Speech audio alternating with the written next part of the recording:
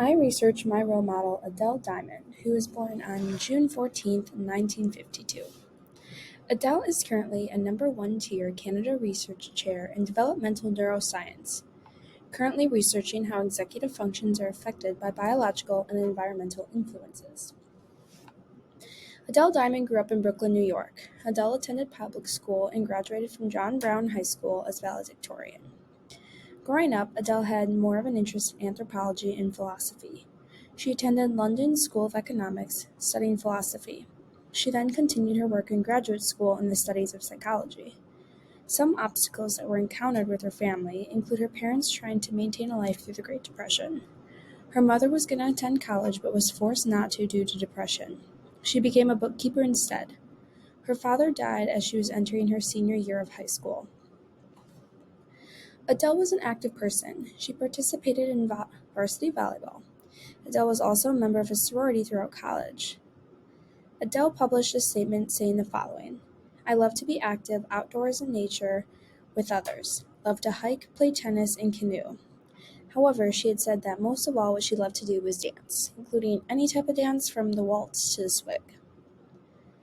I felt that Adele was a great role model to research because she shares many of the same interests and hobbies as me. Adele was an active member in high school at sports, and I also played various sports throughout high school. It wasn't volleyball, but I believe that we both must have shared a desire to stay busy and active. She was also a member of Phi Beta Kappa sorority throughout college. I am currently a member of the Pi Beta Phi sorority here at the U. This would indicate that she also liked social sisterhood, volunteering, and reliability that was required of someone in a sorority. Adele also studied psychology throughout college, and I am minoring in psychology and find the area very interesting. Adele attended Swarthmore College studying sociology, anthropology, and psychology. Her most recent lab interests include developmental cognitive neuroscience. She specializes in researching the prefrontal cortex and executive functions as controls. Some of the functions that occur in the executive area are thinking about choices instead of being impulsive, thinking abstractly, and staying focused.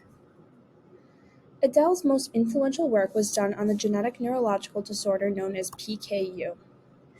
PKU is a rare autosomal recessive genetic disorder known as, I'm not quite sure if I'm saying this correctly, phenylketonuria, which is a deficiency in the enzyme phenylalanine, which I will refer to as Phe.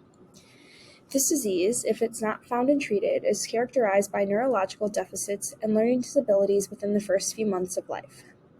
This occurs when newborns have little or none of the enzyme that turns the amino acid Phe into tyrosine. As a result, Phe builds up in the blood, poisons brain tissue, and causes issues with working memory and impulse control. Diamond had hypothesized that increasing levels of dopamine in the prefrontal cortex would help with this disorder. To test her hypothesis, Diamond worked with humans and animals, including mice, in one of her most infamous studies. This experiment was outlined as the first neurochemical animal model treated PKU. Longitudinal testing of 5 groups, including those with the disorder, siblings of patients, controls, and infants and children from the normal population. In doing so, they provided evidence for the mechanism causing deficits that was caused an inborn error in metabolism. Adele's findings had showed that if Phe-restricted diet is not ignited directly after birth, the deficits for this disease are much greater. This made people more aware that PKU can be prevented with early action. She discovered the most affected region of the brain was the prefrontal cortex, with high levels of Phe and low levels of tyrosine.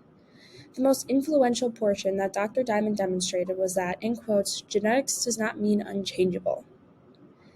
PKU changed medical guidelines. In Professor Diamond's next steps, she currently works at her own laboratory that defines themselves as integrating developmental cognitive science, neuroscience, and molecular methods to study the prefrontal cortex. The lab's goal is to examine fundamental questions about how biological factors influence such regions. One example of what they are currently doing now is examining how dopamine systems contribute to sensitivity in the prefrontal cortex. They are also exploring how the differences between genders affect this. And here are a couple other things that Adele Diamond was known for. She wrote a book,